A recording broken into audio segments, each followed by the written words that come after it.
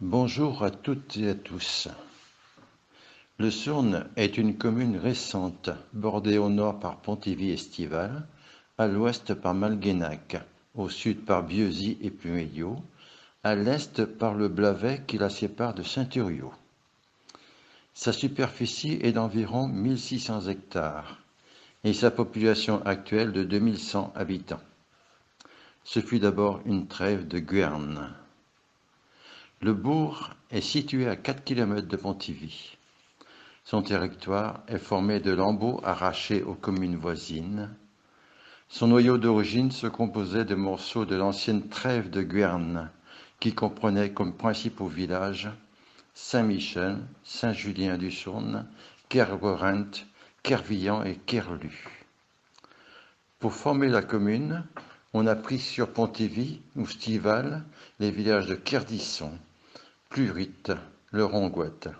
Sur Malguenac ont été pris Linguenec, Kermelin, Kermoisan et Kermard-Paterne.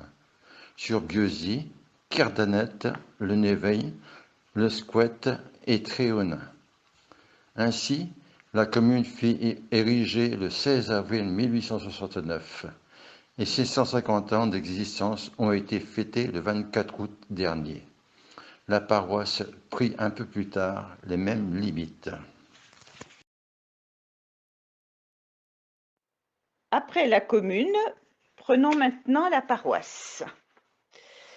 En 1844, les fidèles obtiennent le statut de paroisse succursale de Guernes pour la trêve de Saint-Michel et le 29 avril 1845, le siège de la paroisse est transféré au bourg du Sourne dans la chapelle Saint-Julien.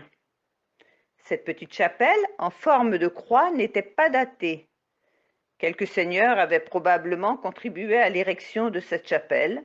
Des armoiries ont été retrouvées sur l'ancien retable.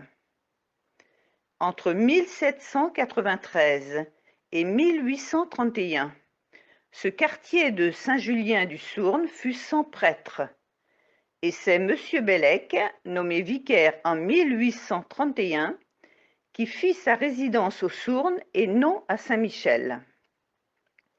L'église paroissiale actuelle a été construite 50 ans après, sur les ruines de la chapelle Saint-Julien, de 1887 à 1889, par le recteur le chanoine Le Gléour. Elle fut bénie par Monseigneur Bessel le 4 décembre 1889. C'est un édifice en forme de croix latine, garni de beaux vitraux et d'une tour carrée, surmontée d'une flèche en pierre. Maintenant, parlons des autres chapelles. Deux autres chapelles sur le territoire du Sourne, Saint-Jean et Saint-Michel. La chapelle Saint-Jean est érigée sur un promontoire surplombant la vallée du Blavet et de Josaphat. Elle a été restaurée en 1893 par ce même abbé Le Gléour. Les pèlerins se rendent à la chapelle pour prier Saint-Jean et surtout Sainte Radegonde, qui est censée soulager les maladies de peau. Actuellement, son pardon a lieu le dimanche le plus proche du 24 juin, fête de Saint-Jean. Parlons de la chapelle Saint-Michel. Elle a été bâtie en 1544. Ce fut une trêve de Guernes et elle obtient le statut de paroisse en 1844. En forme de croix latine, avec un joli porche au sud, de magnifiques vitraux. Elle renferme des fonts baptismaux en pierre datés de 1642. Les habitants du quartier ont à cœur de bien entretenir cette chapelle et un grand pardon a lieu chaque année le dimanche proche du 29 septembre, fête de Saint-Michel.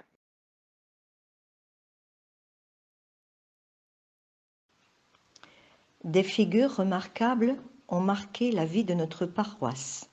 D'abord, le chanoine Le Gléour, à qui nous devons la construction de l'église actuelle. En deuxième lieu, le père Raymond Le Teuf, qui fut recteur de la paroisse pendant plus de 20 ans. il fut le bâtisseur du presbytère actuel et de la grande salle y attenant.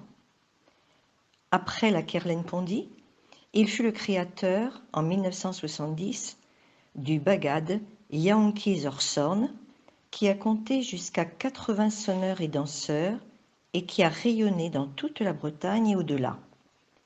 Son dynamisme a permis de développer la formation culturelle et artistique de nombreux jeunes et de créer entre les familles sournaises des liens d'amitié et de solidarité.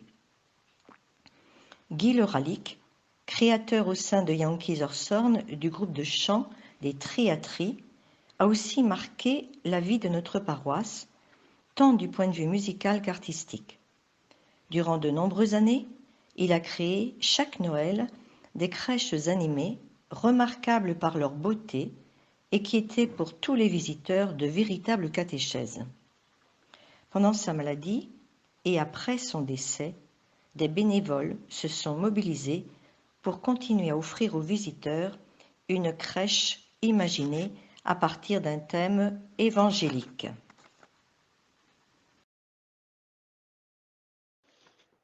Depuis 2 ans, c'est une exposition de crèches du monde prêtée par le père Galerne de Lignol qui embellit notre église au moment de Noël.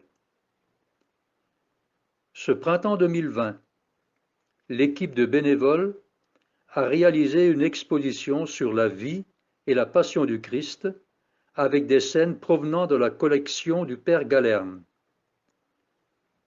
Pour cause de pandémie, celle-ci n'a pu être ouverte au public car l'ouverture était prévue à partir du 29 mars. Toutes les scènes sont de même facture, en grès, et réalisées par Eduardo et Jesus Pias du Portugal.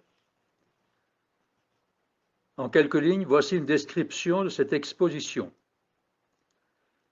Une frise de 6 mètres de long, sur 1,20 m de hauteur, sert de toile de fond, dont la peinture va d'un ciel étoilé pour la naissance de l'enfance et l'enfance du Christ, un ciel bleu au-dessus d'un sol sableux et des maisons de style oriental pour la vie publique de Jésus.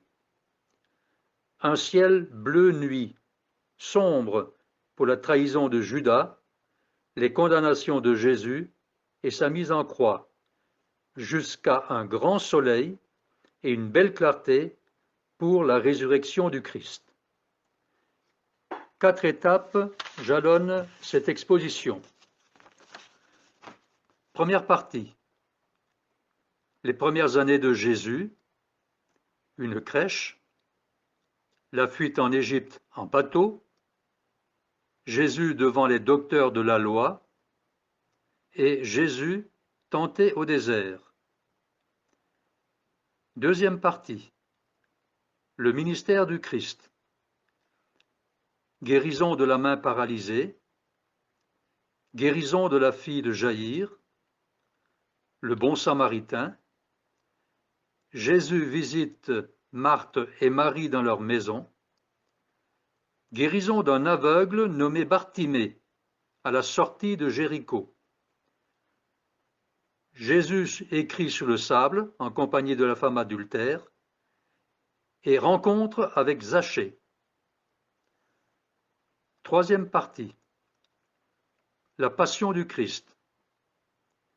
Entrée dans Jérusalem, que nous rappelons le dimanche des Rameaux, le lavement des pieds, la scène, institution de l'Eucharistie, l'arrestation de Jésus, le reniement de Pierre, Jésus devant le grand prêtre, Jésus devant Pilate, le couronnement d'épines, Jésus devant Hérode, la flagellation, Jésus porte sa croix et mis en croix. Quatrième partie, la résurrection. Tombeau et pierre ronde qui roulent. Un grand tableau du Christ vainqueur sorti du tombeau et 2 scènes avec les disciples de Jésus. La première, Pierre et Jean devant le Sanhédrin. Nous ne pouvons pas taire ce que nous avons vu et entendu. Deuxième, lapidation d'Étienne, premier martyr. Seigneur, reçois mon esprit. Cette exposition est une catéchèse remarquable que nous espérons pouvoir ouvrir au public dans un avenir pas trop lointain. Un grand merci à toute l'équipe pour cette belle réalisation et en particulier à Yolande et son mari René pour leur talent d'artiste et leurs compétences techniques. Merci également au Père Galerne pour le prêt des scènes, pour ses conseils et surtout la confiance qu'il accorde à l'équipe. Notons également un autre événement fort de la paroisse, un grand concert pour l'entrée dans le temps de l'Avent chaque année au début décembre. Par ces événements artistiques, nous essayons d'aller sur les parvis et de créer des liens d'amitié. La beauté élève les cœurs et permet de rejoindre le Seigneur. Belle Eucharistie et bon dimanche à tous.